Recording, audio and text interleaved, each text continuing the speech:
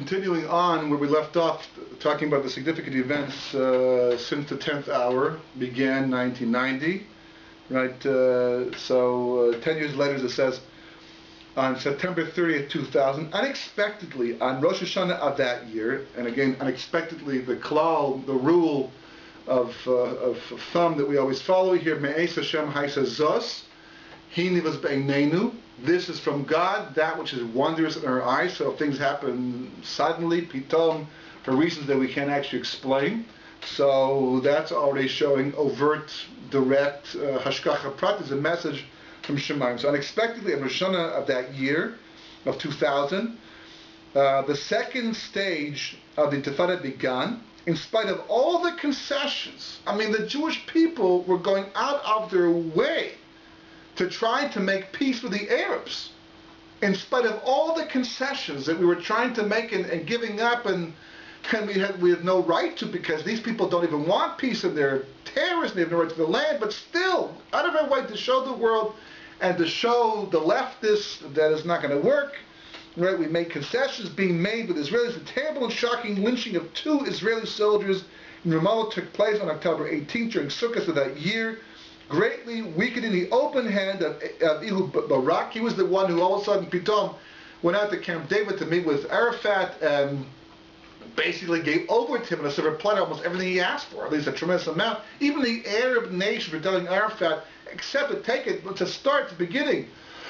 And he chose not to in the end. And he left Camp David in a huff, right? And as a result of this intifada, talk about shooting yourself in your foot, Barak was the man that was prepared to deal. As a result of that, he was pushed out, and Ariel Sharon was elected prime minister in 2001. So another event of significance that took place in 2001, from August 31st to September 7th, the Durban Conference took place. It was hijacked by Arab countries, which used it as a forum to equate Zionism with racism, right? So the pasuk says, regarding the miracle that saved Hagar, the mother of Yishmael, the source of all of our problems over here, therefore the well was called the well of the vision of the angel, Be'er L'chai Ro'i. It is between Kadesh and Bered. That's what the pasuk itself says in Bereshit, chapter 16, verse 14. So, if you take the last 4 words, the last 4 letters of the pasuk, in reverse, they spell Nun Beis Reish Daled, which spells the word Durban in reverse. In other words, it's a Torah code. Not everybody likes to look at these and rely upon them, but it's certainly very fascinating how, in the pasuk that deals with the recovery of Yitzchak, the recovery of Yishmael, right? Yitzchak is not a problem over here. With Yishmael, that we have an allusion to Durban itself, which of course this whole conference, which led to all this anti-Semitism, was just the writing on the wall, because it just kept getting bigger and building more and more, to eventually the world turned around and decided to back the Islamic world instead. But the most significant event over the last 10 years, basically, and for maybe much longer than that, that really changed everything. That the world today is the way it is. People maybe forget what it was like before this happened. But we are impacted by this event until this very day. And though people did not understand what it meant at the time, we can see where history has gone as a result of it.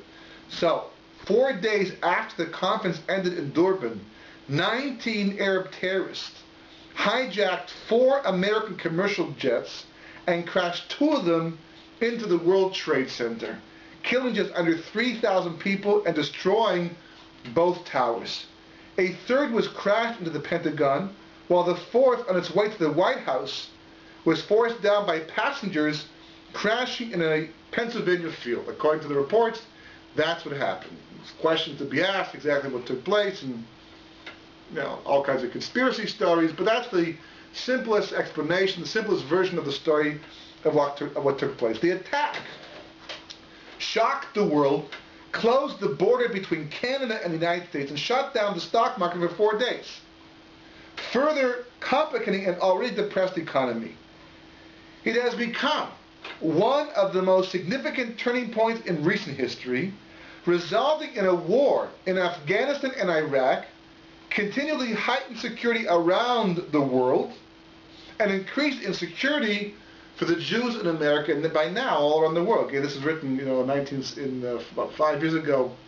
So, a lot has happened since this was actually recorded, right? Is there a big picture message? Because we always want the big picture, right? The small picture is our own individual reality that's out of context, as long as it doesn't crash with the big reality, so we seem to be fine with it. But the big picture allows us to take all the various different details and put them in their proper place, like a tapestry, to be able to see the head of HaKadosh Baruch Hu. Without the big picture, it's almost impossible to see the head of HaKadosh Baruch Hu operating in history. So, is there a big picture message? It's the question that everybody always has to ask, especially when it comes to such incredibly significant events. You have to say, what's the big picture over here, right?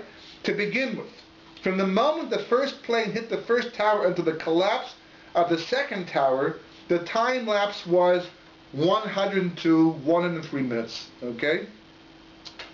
The numerical value of the word egel, calf, is 103, right? And of the golden, right, is 19. So you have 19 terrorists. We found out later on there's supposed to have been 20.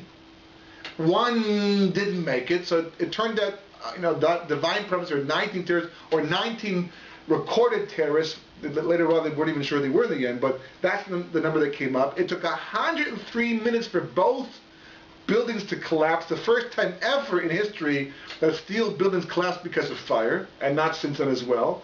103 minutes, a phenomenal, amount of time, too little time at all, right?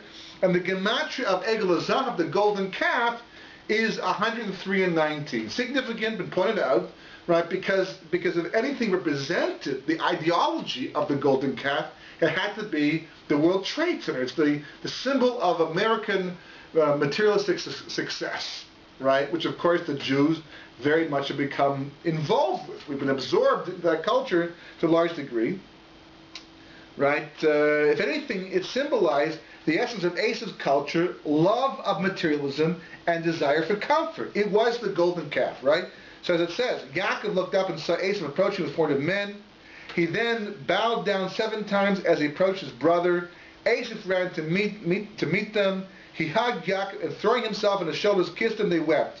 What did you have to do with the whole camp that came to greet me? Esav says to Yaakov, why did you send me all these gifts and all these malachim, according to Rashi and Medrash?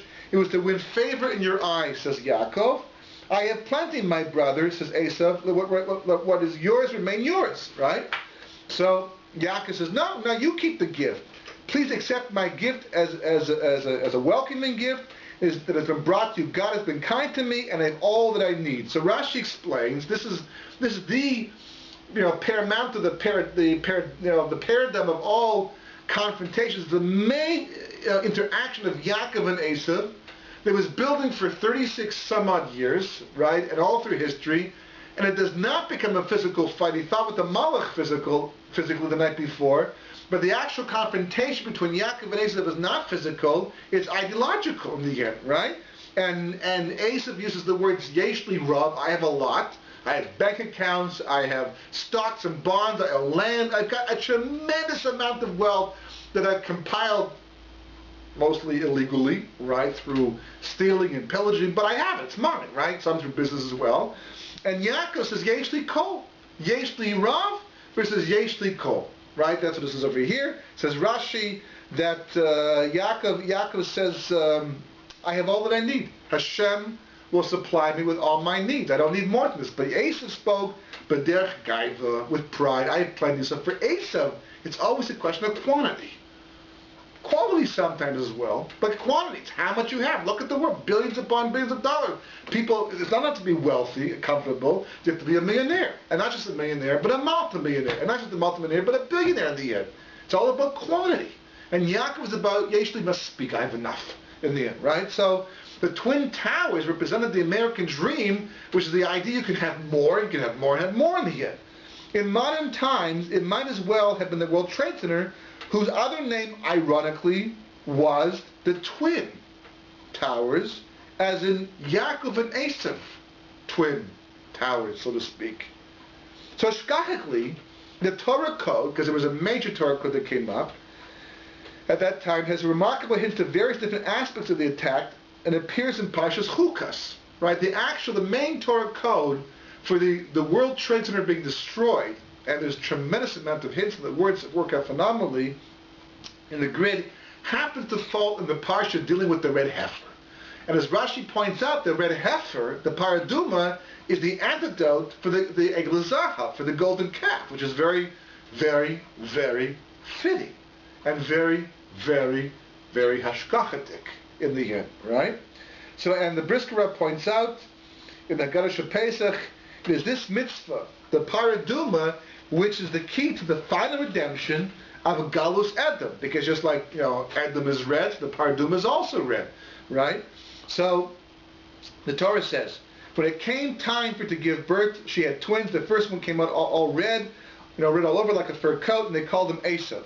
So the encoded word, ta'omim, which means twins, in the actual code itself, you can actually see this online somewhere, but that's the actual matrix, the code, right? The encoded word ta'omim spans two sections, that of the red heifer and that of an extremely important lesson about life in Eretz Yisrael. Well, it's talking about about when Moshe hit the rock, right? Immediately after the paraduma comes the death of Miriam. The Jewish people complain about the lack of water, and then comes the whole incident with Moshe being told to talk to the rock, and instead, in fact, hits the rock instead, right? So that's what it's talking about, the Psukim. So Moshe was punished, and he was not allowed to go near Israel. So why was Moshe Rabbeinu punished by not being allowed to enter Eretz Yisrael? What was the measure for measure? Because the rule of thumb is that God punishes measure for measure, right? What did he do wrong? That he wanted the punishment take away his staff, take away his power of speech, take away his water, right? But why take away Eretz Yisrael from Moshe Rabbeinu? Because he hit the rock as opposed to speaking to us. So the answer is elsewhere in the Torah. It says in Devarim, do not defile yourselves in any of these ways. This is the defilement of the nations that I am throwing out before you. Through them the land became defiled. Therefore I am punishing them. The land itself is spitting out its inhabitants. You, any native of the land or proselyte living amongst you, must keep my laws and my judgments and not commit any of these perversions. All these perversions the people of the land before you have committed, which defiled the land. Do not act as they have done, so that the land will not vomit you out because of your own defilement, as it has rejected the nations before you. For the land you are about to possess is not like Egypt, from where you came, and in which if you sowed seeds, you had to bring water to them as you would for a garden of green herbs. The land you are about to possess has mountains and deep valleys, and is watered by rain from the sky, a land which Hashem, your God, cares for. Hashem, your God, pays attention to continuously the entire year. Eretz Yisrael is Eretz Hashgacha Pratis. It's a land of divine providence. It's a land that does not work like the other lands. Esav was given a bracha, no matter whether you're good or you're bad, you'll either get the good or you get the bad. It's not tied to your actions. God will not pay attention to you or your land. Teva will rule your world. But the Jewish people, Yaakov, Yitel Elokim, God will judge you. He will pay attention to you and to your land, and you will get good based upon your good, and you'll get bad based upon your bad. Things do not work physically in Eretz Yisrael the way they work physically in the rest of the world. There's a difference between Yaakov and Yisrael, between Yaakov and Esav. Yaakov is a twin brother of Esav and acts like Esav and behaves like Esav. But when he crosses the Yabok, Y2K, came right before this, right, and becomes a Yisrael, so no longer does he function like an Esav, no longer does he live like he's in Galut, but rather he lives in Israel on his bitachon.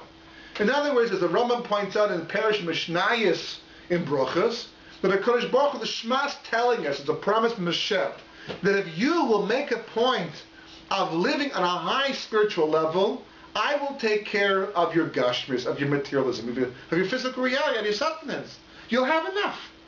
But the moment that you forsake ruchnius, the moment you choose to function in the world as Esav does, then you'll have to function in the world as Esav does.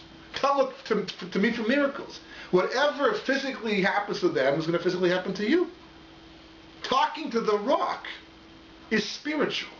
It's like the mud, right?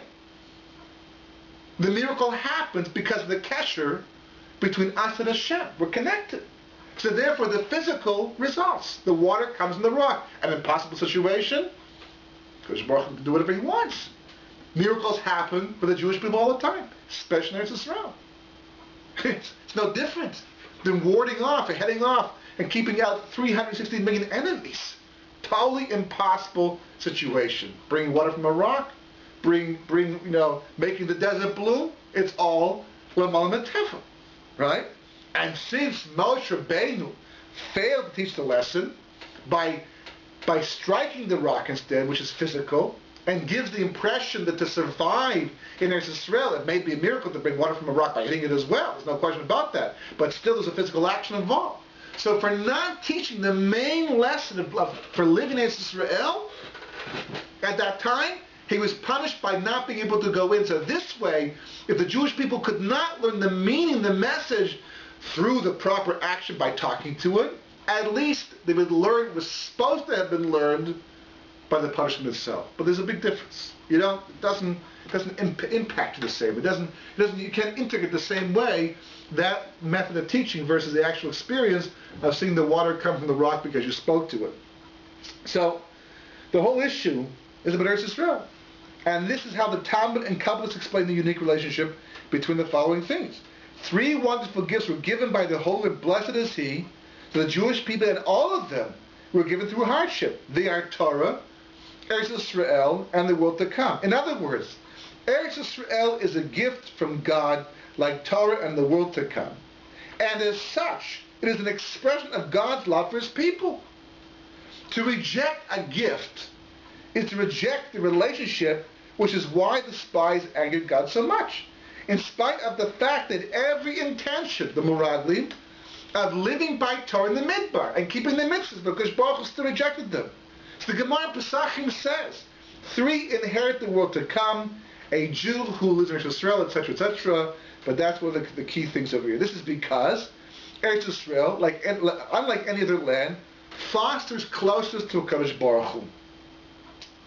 As it says in the Lashim, all of this is by way of the holy light of the Holy One. Blessed is He who emanates His light and makes it dwell on the Kotel, the Kaisel, the western wall, and from there it dwells on the Jewish people, and then spreads out to the rest of the world. So the closer you are to Israel, and the makam of the Beis Hamikdash, the closer you are to Kodesh Baruch Hu. Not because He can't be the same place anywhere in the world, the same way anywhere in the world He is, if He wants to be. But HaKadosh Baruch Hu has made it such that His light is more intense in Eretz HaKodesh, Eretz Yisrael, right? And there's all kinds of the Makoros that show the importance of Eretz Yisrael, but we can see the direction that history is going as of 1990. Somehow the Twin Towers have been destroyed, and the message that sends out to the Jewish people, to the world, and the prominence of Eretz Yisrael, right, and what's going on here, and the pressure being put on the Jewish people, increased anti-Semitism. It's all for the sake of the Gula Shlema, the final redemption, to complete the Galus, the Gula from Mitzrayim that was never completed back at the beginning. And we'll have to see how it all ties together in terms of completing what we call Achros Yamim, the end of days, and the final redemption.